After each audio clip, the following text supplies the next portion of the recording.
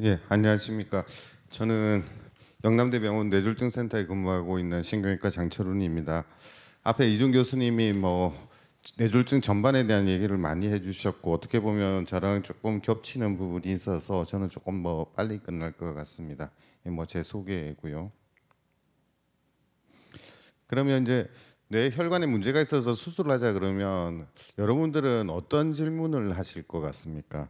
제가 환자들을 보면서 느끼는 거는 왜 나는 담배도 피지도 않고 혈압 관리도 잘했고 여태껏 술도 별로 먹지도 않았는데 왜 나한테 이런 병이 생길까? 이런 질문을 많이 하시죠.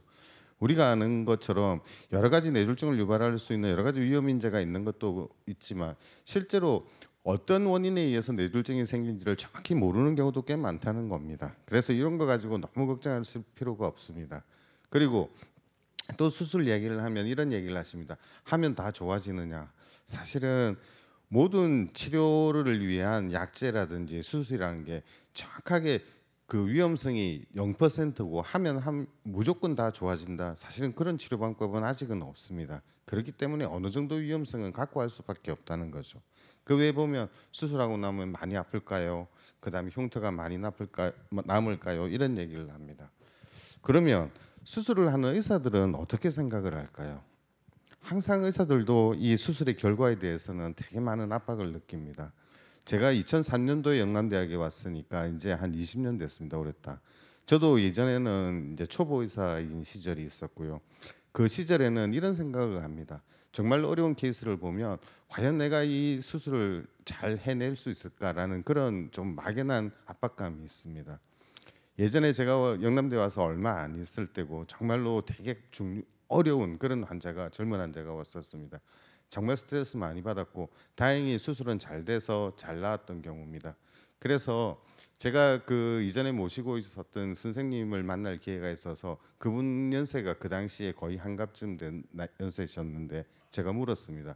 교수님, 한 어느 정도 수술을 하고 나면 수술할 때 이런 압박감이 없나요? 라고 물어보니까 그 교수님이 딱 한마디로 얘기하셨습니다. 나는 지금도 수술방 들어갈 때마다 스트레스 받아. 그 얘기를 하시더라고요. 경험이 쌓이고 어느 정도 잘 하더라도 이제는 저도 그 정도 레벨은 왔다고 생각을 하는데 오늘도 정말 좋은 수술 결과를 만들어낼 수 있을지 항상 저희도 스트레스 받습니다. 그래서 수술이라는 것이 언제나 첫 번째 방법은 아니라는 거 꼭 하나 기억을 하고 갔으면 좋겠습니다. 오늘 제가 말씀드릴 목차고요. 이거 아까 이준 쌤도 많이 말씀하셨습니다. 크게 보면 이제 전체가 뇌졸중이고 그 안에 피가 잘 못 가서 생기는 것이 허혈성 뇌졸중, 우리가 뇌경색이라는 것이고 또 하나는 피가 터져서 문제가 생기는 뇌졸중, 그게 바로 뇌출혈이라는 것이죠.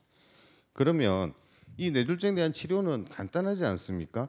피가 잘 못 가서 생긴다고 하면 피를 갖다가 다시 보내주면 치료가 되겠죠. 피가 난다고 하면 그 피나는 부분을 지혈을 시켜주면 뇌졸중은 치료가 될 것 같다는 생각을 하게 됩니다. 말은 좀 간단할 수가 있지만 실제로 그렇지는 않습니다. 그리고 뇌졸중 자체도 힘든 거지만 이 뇌졸중을 치료하기 위해서 쓰는 약제, 그다음에 뇌졸중을 치료하기 위해서 하는 수술 모두 다 어느 정도의 태생적인 그 위험성을 안고 있습니다. 그렇기 때문에 치료하는 사람들은 항상 이걸 고민합니다. 내가 어떤 약을 쓴다거나 내가 어떤 수술을 할 때 환자한테 어떤 이득이 돌아갈 수 있을지 효용적인 그런 측면을 하나 또 고려를 할 수밖에 없고, 또 내가 어떤 약을 썼을 때 내가 어떤 수술을 했을 때 그와 동반되는 위험성이 얼마나 높을지도 고민을 합니다. 그래서 내가 어떤 행위를 함으로써 환자들이 얻는 것은 많고 위험이 적을 때 그때 비로소 치료라는 것이 우리가 인정이 되는 그런 형태로 가는 것이죠. 그래서 저희도 항상 고민을 합니다. 자, 앞에서도 말씀드렸습니다. 다른 모든 질환과 마찬가지로 수술이 우선은 아닙니다. 항상 약물 치료가 우선입니다. 그 이유는 약물 치료가 그래도 수술적인 치료보다는 조금 더 안전하기 때문입니다. 하지만 약물 치료로서 모든 것이 해결될 수 있다면 굳이 수술을 할 이유는 없겠죠. 하지만 어떤 경우에 있어서는 약물로서 치료가 되지 않는 병도 있고 또 어떤 경우에 있어서는 약물 치료에 한계가 있는 그런 경우도 있더라는 것입니다. 그래서 그런 환자들을 중심으로 수술적 치료를 하게 되는데 대표적인 것이 뇌동맥류입니다. 뇌 동맥류는 뇌 안에 있는 혈관 중에 약해진 부분이 이렇게 바깥쪽으로 꽈리처럼 부풀러져 올라오는 걸 말하는 거고, 이게 이제 이따가 터지게 되면 이렇게 뇌출혈을 유발을 할 수가 있다는 것이죠. 그러면 동맥류는 왜 생기느냐? 한마디로 얘기하면 저희가 잘 모릅니다. 하지만 보통 일반적으로는 이 피가 지나가게 되니까 그것과 관련해서 혈관벽에 자꾸 혈력학적 스트레스를 주게 되고, 그렇게 해서 생긴 퇴행성 변화로 뇌동맥류가 생기는 게 아니냐는 얘기가 있고, 또 어떤 사람들은 선천적으로 결체 조직에 이상을 갖고 태어나는 사람들이 있습니다. 흔치는 않은데요. 그런 사람들한테서 또 동맥류가 잘 발생을 하고, 또 어떤 경우에는 특별한 이유는 잘 모르겠지만 희한하게 어떤 가게에서는 이 뇌동맥류 환자들이 많이 생기는 그런 가게가 있습니다. 그런 것들이 보통 이유가 되는 것 같고, 그러면 이게 어느 정도 퍼져 있느냐? 보통 인구 한 100명 중에 한 명은 갖고 있다고 되어 있고, 이들 중에 한 20% 정도가 평생에 한 번은 뇌출혈이 생길 수 있다고 합니다. 그런데 이 동맥류가 중요한 것은 한 번 이 동맥류가 터져서 지주막하 출혈이 일어나게 되면 평균 약 30%의 환자가 첫 한 달 내에 사망할 수 있습니다. 의학이 많이 발달하긴 했지만 아직도 치료 성적은 그렇게 썩 좋지가 않다는 것이 이 병의 특징입니다. 근데 가만히 잘 생각해 보면 어느 순간에 갑자기 동맥류가 생기는 것은 아닙니다. 터지기 전에는 이미 그 동맥류는 그 전에는 비파열 상태에 있는 동맥류였을 겁니다. 그래서 혹시라도 우리가 이 동맥류가 터지기 전에 일찍 발견해내고 터지기 전에 치료를 해서 이렇게 터지지 않게 만들어 준다면 뇌출혈은 생길 수 뇌출혈이 생기는 것을 방지할 수 있겠죠. 그래서 한 번씩은 검진이 필요하다는 겁니다. 비파일 동맥류를 우리가 이렇게 쉽게 발견해낼 수 있고, 비파일 동맥류가 터지기 전에 어떤 증후 증상이 있다고 한다면 사실은 조금 쉬워질 수가 있는데, 대부분의 동맥류는 터지기 전에는 발견하기가 힘듭니다. 그래서 우리가 건강 검진을 한다거나 뇌에 어떤 다른 이상이 있어서 검사를 하다 보면 우연히 발견되는 경우가 많다는 거죠. 그러다가 동맥류가 터지게 되면 아주 갑작스럽게 발생하는 급격한 두통이 먼저 생기고 여러 가지 마비 증상이나 그런 게 생길 수가 있고, 더 심해지면 의식에도 문제를 야기할 수 있다는 겁니다. 이게 바로 터진 동맥류고, 이게 터지게 되면 지주막하 출혈이라는 병이 생길 수가 있는데, 그것은 CT 검사를 하게 되면 우리가 쉽게 진단은 할 수가 있습니다. 그리고 CT 검사를 할 때 보통은 CTA라 그래서 혈관을 보는 CT 검사를 같이 시행을 합니다. 그렇게 되면 동맥류의 가장 흔한 원인인 이 혈관 꽈리, 그러니까 뇌동맥류를 발견을 할 수가 있죠. MR 검사를 하더라도 역시 마찬가지로 우리가 동맥류는 확인 가능합니다. 근데 이 동맥류가 앞으로 우리가 치료를 할 거냐 말 거냐, 치료를 한다면 어떤 방법으로 치료하는 것이 좋고 어떻게 우리가 수술을 할 것이냐를 결정하기 위해서는 혈관 조형 검사는 꼭 필요하다고 할 수 있겠습니다. 그래서 뇌 동맥류의 치료는 비파일 상태에 있는 동맥류라고 한다면 이 동맥류가 터지기 전에 치료하는 것이 목적이 되겠고, 터진 동맥류는 첫 2주 사이에 20%, 첫 6개월 사이에 한 50% 환자가 다시 재출혈이 생깁니다. 그리고 재출혈이 되고 나면 사망률이 70에서 90%거든요. 그러니까 한 번 터진 동맥류는 크든 작든 상관없이 반드시 처리를 해야 이 재출혈에 의한 사망을 줄일 수가 있습니다. 그래서 치료하는 건데, 문제는 동맥류라는 것은 약으로서 해결할 수 있는 방법은 없습니다. 그래서 이제 저희가 수술을 할 수밖에 없고, 비파열 동맥류, 그러니까 터지기 전에 동맥류 같은 경우에는 우리가 그 동맥류가 각각 개개의 동맥류가 파열될 확률을 우리가 예측할 수 있는 진단 방법은 아직은 없습니다. 그렇기 때문에 환자의 나이, 성별, 그다음 과거에 뭐 뇌출혈의 병력이 있었느냐, 가족력이 있느냐, 혈압이 높으냐, 흡연을 하느냐, 동맥류 크기가 어떠냐, 모양, 위치가 어떠냐, 다발성이냐 아니냐, 이런 여러 가지를 가지고 통계적으로 봤을 때 동맥류의 파열 가능성이 높다, 낮다를 따져서 치료를 결정하는 거죠. 그래서 이 동맥류가 그렇게 파열될 위험성이 그렇게 높지 않다고 생각이 된다면 그것은 주기적으로 관찰해 가면서 크기나 모양의 변화가 생기는지를 보게 되지만, 만약에 그런 여러 가지를 해서 봤을 때 이 동맥류가 터질 확률이 높다, 파열이 잘 생길 수 있다고 판단이 되면 혈관 조형 검사를 하고 어떤 방법으로 치료를 할 건지를 결정을 하는 겁니다.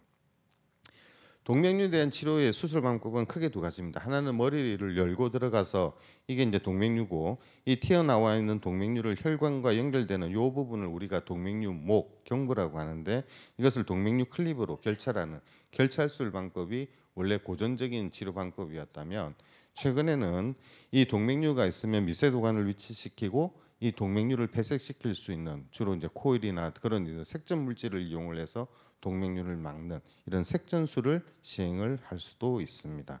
먼저 클립 결찰술을 보시면 여기 이렇게 동맥류가 있게 되는데, 머리를 열고 들어가서 동맥류가 있는 데서 찾아 들어가는 것이죠. 여기 동맥류가 있고, 이 동맥류를 주위에 있는 신경이라든지 그다음 혈관 조직과 잘 박리를 시킨 다음에 이런 동맥류 집게를 이용을 해서 이렇게 찝어주게 되면 이 동맥류 내로 피가 들어가지 않기 때문에 동맥류는 트지지 않게 만드는 것입니다. 이게 바로 동맥류 경부 결찰술입니다.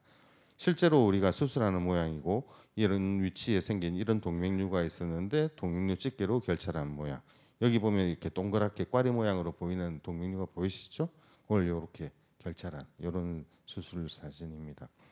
최근에 들어서는 콜 색전술을 많이 할 수 있습니다. 장점은 머리를 열고 하지 않기 때문에 환자한테 부담이 좀 덜 간다는 것이죠. 근데 모든 것이 다 그러면 색전술로 가능하냐? 그렇지 않기 때문에 두 가지 방법을 항상 어느 방법이 효율적이고 어느 방법이 더 안전한지를 따져서 결정을 하셔야 됩니다. 우리가 콜 색전술을 할 때는 보통 이 사타구니에 있는 대퇴동맥으로 들어가서 유도도관을 위치를 시키고, 유도도관을 통해서 미세도관을 동맥류 안에 위치시킨 다음에 이렇게 코일 같은 것을 이용을 해서 동맥류를 막는 것이 색전술 방법이 되겠습니다.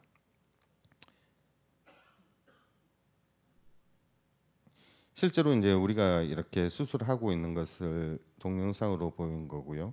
여기 보시면 이렇게 보이는 것이 동맥류입니다. 동맥류고, 튀어나와 있는 동맥류 내에 미세도관을 위치를 시키고 그 미세도관을 이 백금 코일을 이용을 해서 차곡차곡 채워나가게 되면 동맥류는 막을 수가 있겠죠.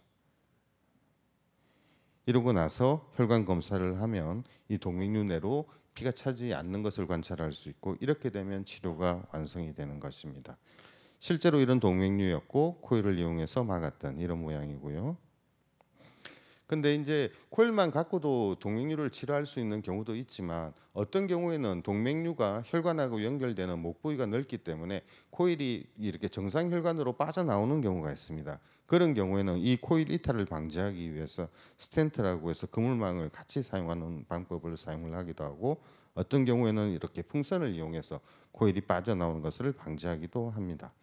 그리고 최근에는 혈류 전환 스텐트라고 그래서 아주 촘촘하게 되어 있는 스텐트가 있습니다. 그 스텐트를 이렇게 동맥류에 위치시키게 되면 이 스텐트를 지나서 동맥류 내로 가는 혈류가 아주 감소하게 되죠.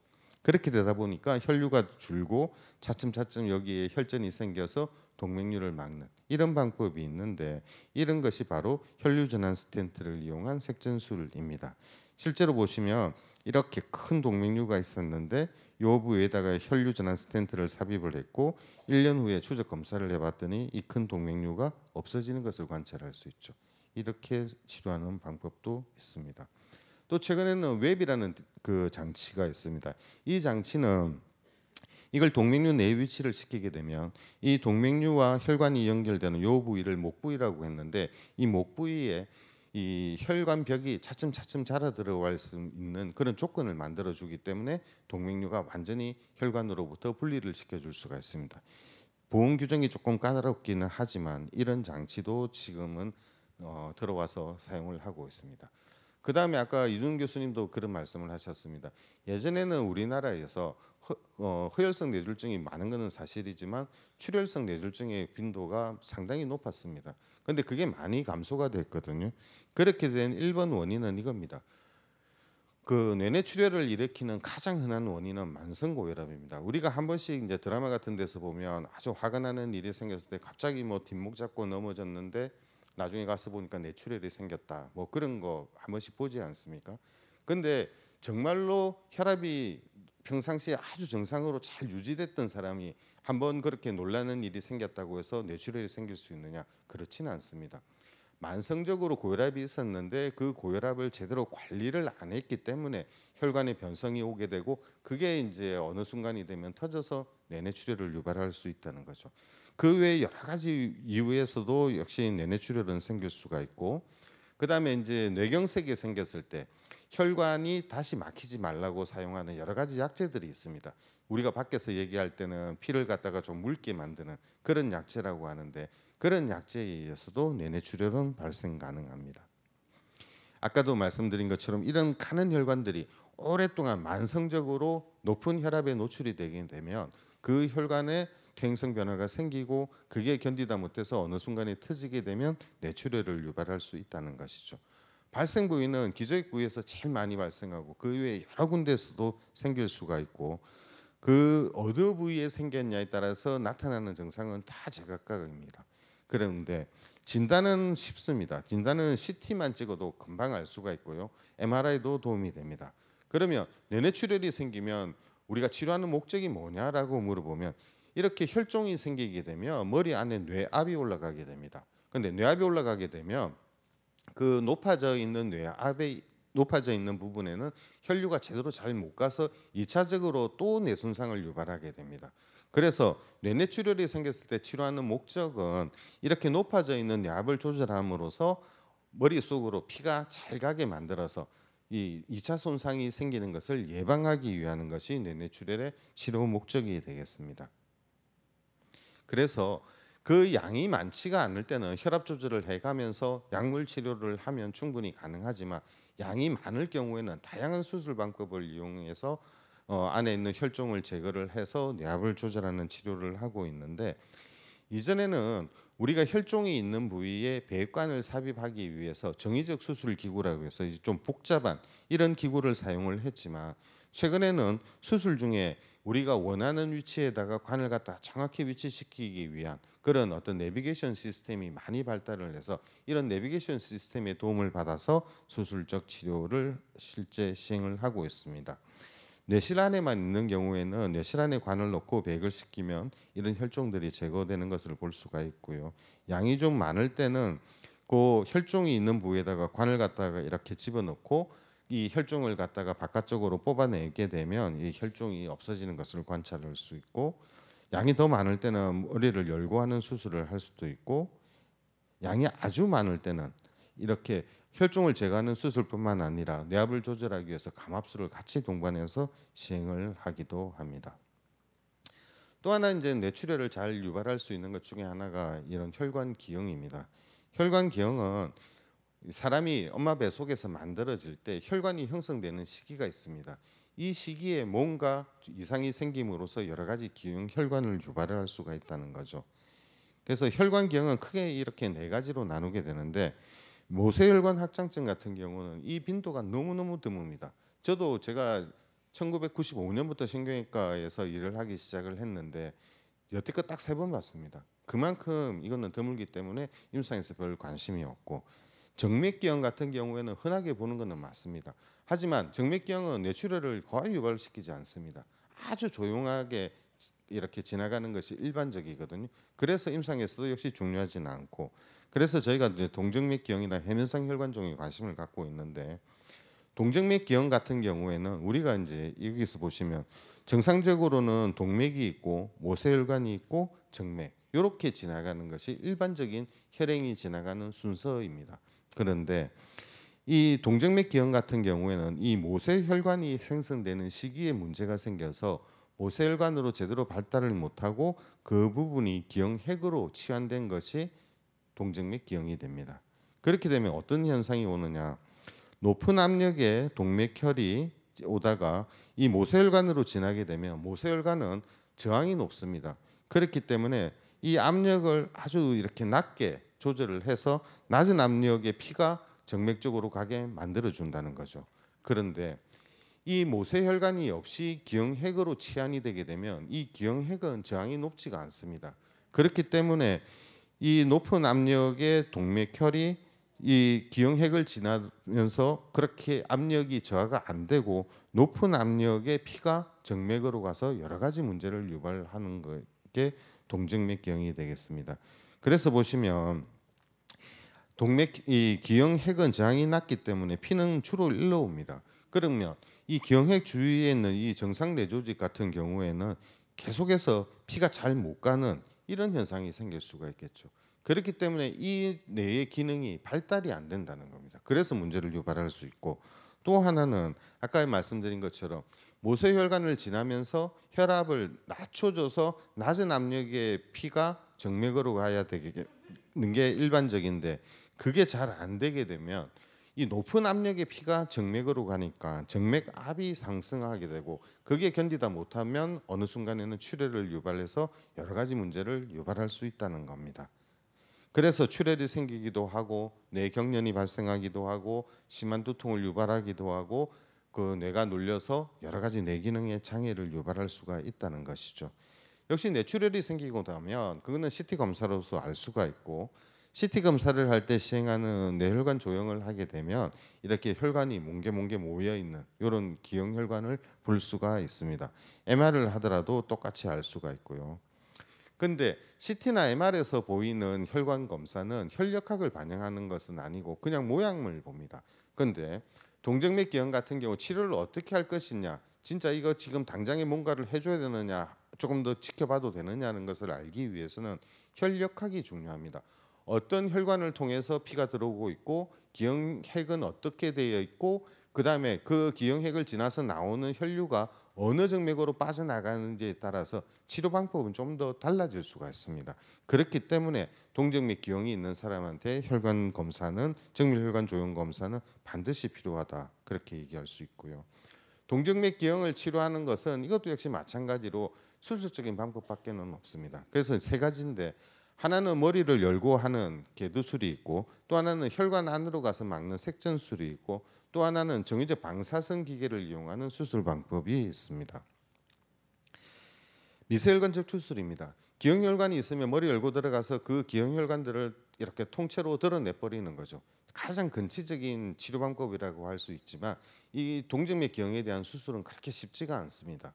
그리고 수술하는 중간에 다량의 이 출혈이 생길 수가 있거든요. 그런 이제 단점이 있고, 그 다음에 특히 뇌에 아주 깊숙이 있는 경우에는 수술로서 들어가서 이 기형 혈관을 다 제거해내는 게 쉽지가 않습니다. 그래서 수술이 어렵다는 게 제일 큰 단점인 것 같고요.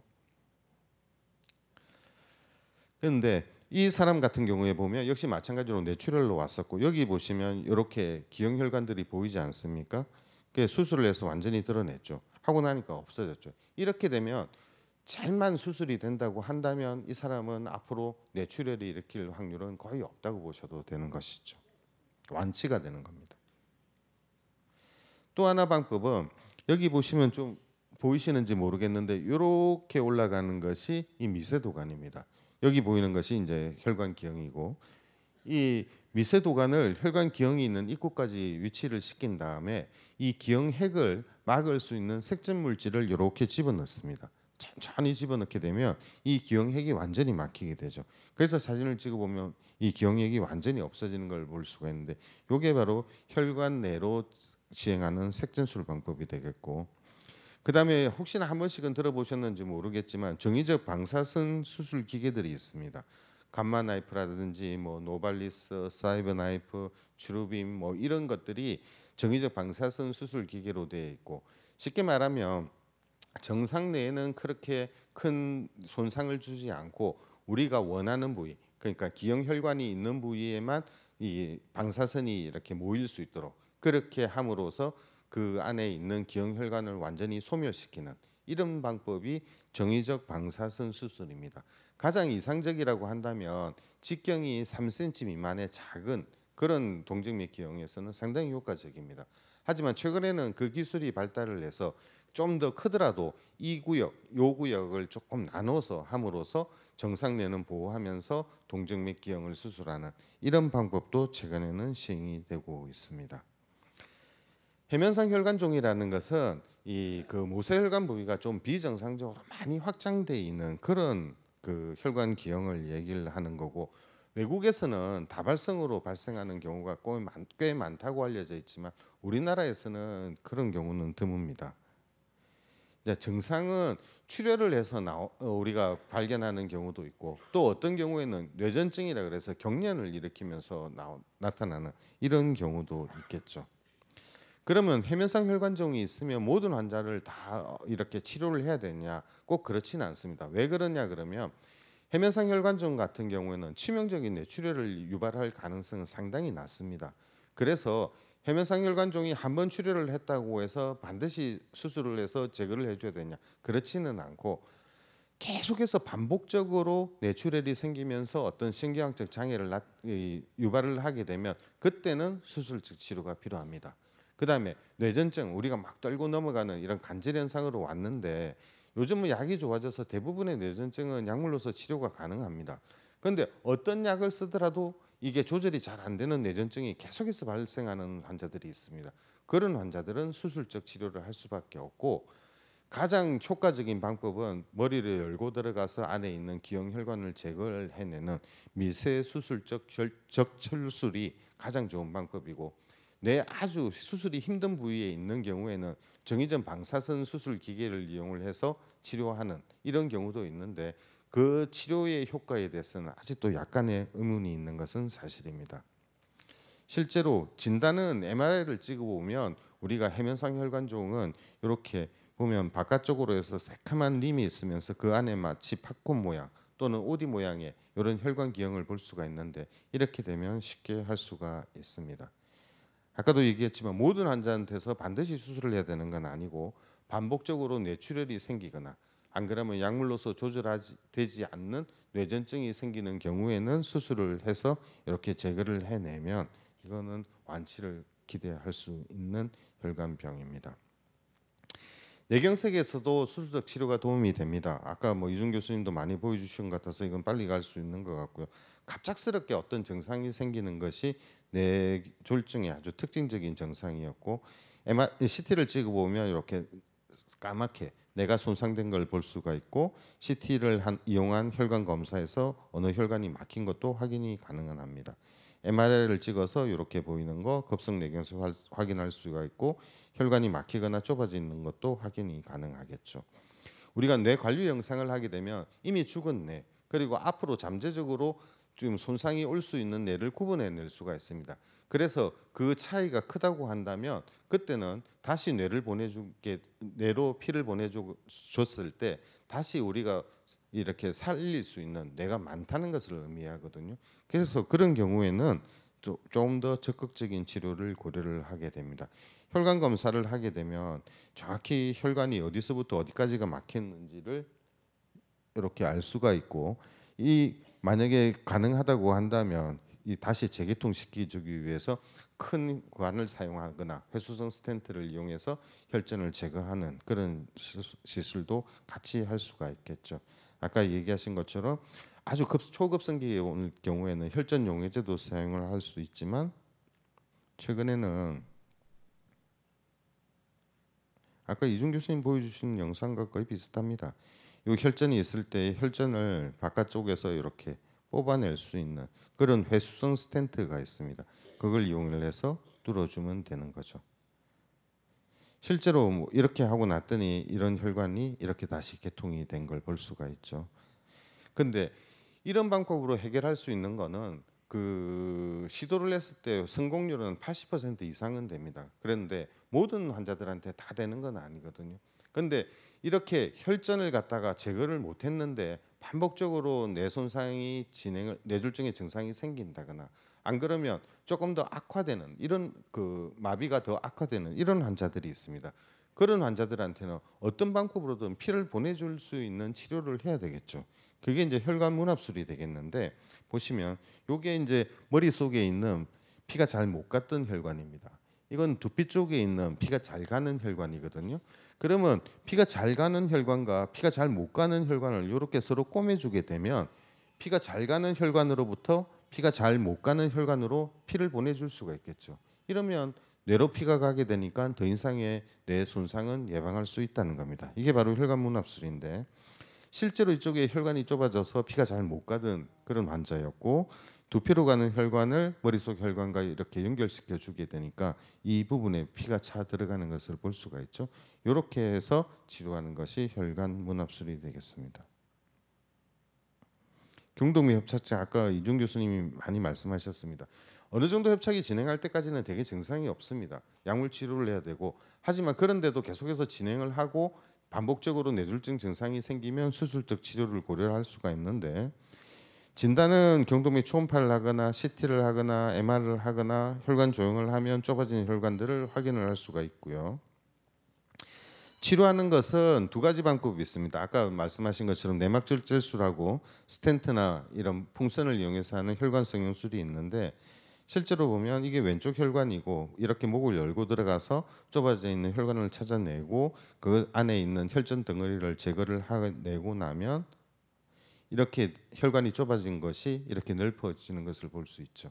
이게 바로 내막절제술이 되겠고 그다음에 그 경동맥 혈관 성형술이라는 것은 여기 보시면 이 부분인데 이분은 이쪽이 아주 좁으면서 피가 잘 못 갔던 이런 환자입니다. 아주 실처럼 가늘게 이렇게 있던 분인데 그 부분을 이렇게 풍선을 쓰고 이렇게 스텐트를 이용을 하게 되면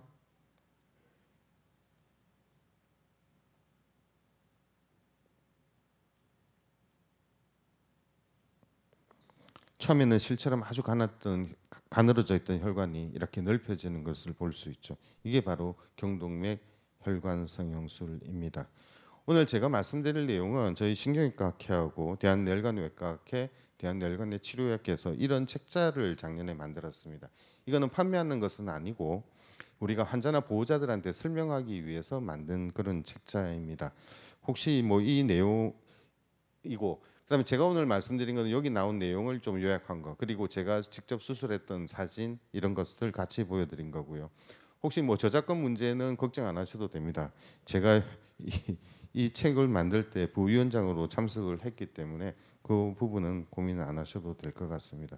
그리고 요즘 유튜브 많이 하시죠. 보면 각 학회마다 뇌졸중 학회도 그렇고 신경외과 학회, 그다음에 뇌혈관내 치료학회 뭐 이런 데서 많은 유튜브가 나옵니다. 그런 데 들어가셔 보면 뇌졸중에 대한 많은 정보를 아실 수가 있을 겁니다. 마지막으로 한 말씀 드리면 아까 이준 교수님도 얘기하셨지만 이게 뇌졸중 환자들은 아무리 치료가 잘 돼도 남이 볼 때는 멀쩡해 보여도 환자분한테 자세히 물어보면 뭔가 예전 같지 않다는 얘기는 하십니다.